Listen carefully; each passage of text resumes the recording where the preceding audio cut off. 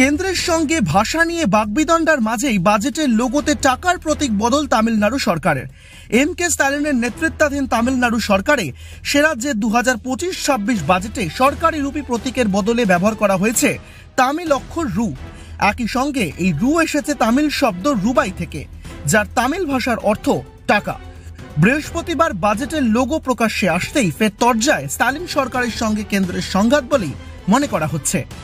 জাতীয় শিক্ষানীতির বিরুদ্ধে কড়া অবস্থানের কারণেই এই পরিবর্তন বলে মত রাজনৈতিক মহলের একাংশের। শুক্রবার বাজেট পেশের আগেই বৃহস্পতিবার বাজেট নিয়ে একটি টিজার প্রকাশ করা হয়েছে তামিলনাড়ুর তরফে। তামিলনাড়ুর মুখ্যমন্ত্রী এম.কে. স্ট্যালিন সেটি প্রকাশ করেছেন, আর এখানেই প্রকাশ্যে তামিল ভাষায় রুপি লোগো সহ বাজেটের ঘোষণা। টিজার শেয়ার করেই মুখ্যমন্ত্রী স্ট্যালিন লিখেছেন, সমাজের সমস্ত অংশের উপকারের জন্য তামিলনাড়ুর ব্যাপক উন্নয়ন নিশ্চিত করতেই একাধিক প্রসঙ্গ।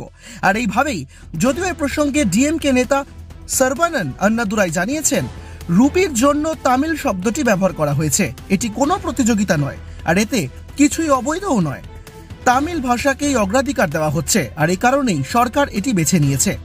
তামিল শব্দ রুবাই দিয়ে ডিজাইন করা ওই চিহ্নটির ডিজাইন করেছেন থিরু উদয় কুমার, এক প্রাক্তন ডিএমকে বিধায়কের পুত্র তিনি। ডিজাইনারের ভূয়সী প্রশংসা করেছেন ডিএমকে নেতা সর্বানন্দ আন্নাদুরাই।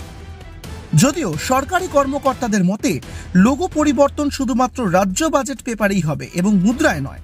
তামিলনাড়ুর বিজেপি প্রধান বিরোধী নেতা আন্নামুলাই স্ট্যালিন একই সঙ্গে সরকারের এই পদক্ষেপকে বোকামি বলেও চিহ্নিত করেছেন। ভারতীয় টাকা চিহ্ন রূপেই ডিজাইন করেছিলেন এক তামিল ডিজাইনারই, আর সেই প্রসঙ্গ টেনেই সোশ্যাল মিডিয়াতে তামিল ভাষায় তৈরি নতুন এই প্রতীককে তুলনা করেছেন আন্নামালাই। যদিও বাজেটের আগে এভাবে কেন্দ্রের তৈরি করা ডিজাইন নিজে থেকেই বদলে দিয়েছে তামিলনাড়ু, আর তা নিয়ে রীতিমতন চর্চা শুরু হয়ে গিয়েছে রাজনৈতিক মহলে। যদিও আগামী দিনে এর প্রভাব কতটা পড়বে এবং এই ইস্যুকে সামনে রেখে বিরোধীরা কতটা আসরে নামবে সেটাই দেখার।